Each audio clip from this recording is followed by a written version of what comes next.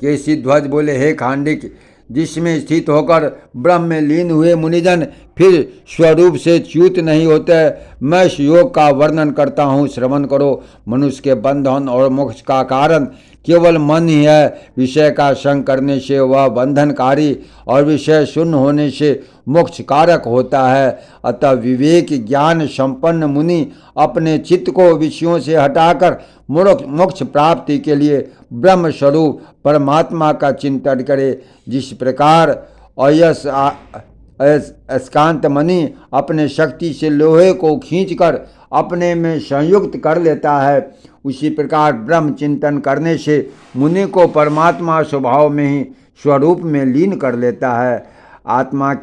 आत्मज्ञान के प्रयत्नभूत यम नियम आदि की अपेक्षा रखने वाली जो मन की विशिष्ट गति है, उसका ब्रह्म के साथ संयोग होना ही योग कहलाता है।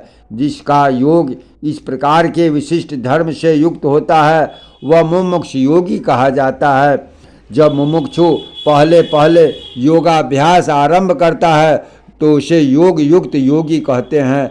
जब उसे ब्रह्म की प्राप्ति हो जाती है तो वह विनिष्पन्न समाधि कहलाता है। यदि किसी विघ्नवश उस योग युक्त योगी का चित्त दूषित हो जाता है तो जन्मांतर में भी उसी अभ्यास को करते रहने से वह मुक्त हो जाता है। विनिष्पन्न समाधि योगी तो योगाग्नि से कर्म समूह के भस्म हो जाने के कारण उसी जन्म में थोड़े ही समय में मोक्ष प्राप्त कर लेता है। योगी को चाहिए अपने चित्त को ब्रह्म चिंतन के योग बनाता हुआ ब्रह्मचर्य, अहिंसा, सत्य, अस्तेय और अपरिग्रह का निष्काम भाव से सेवन करे तथा संयम चित्त से स्वाध्याय, शौच, संतोष और तप का आचरण करे। ये 5 संयत चित्त से स्वाध्याय, शौच, संतोष और तप का आचरण करे ता मन को निरंतर ब्रह्म में लगाता रहे। ये 5 यम और नियम बतलाए गए हैं।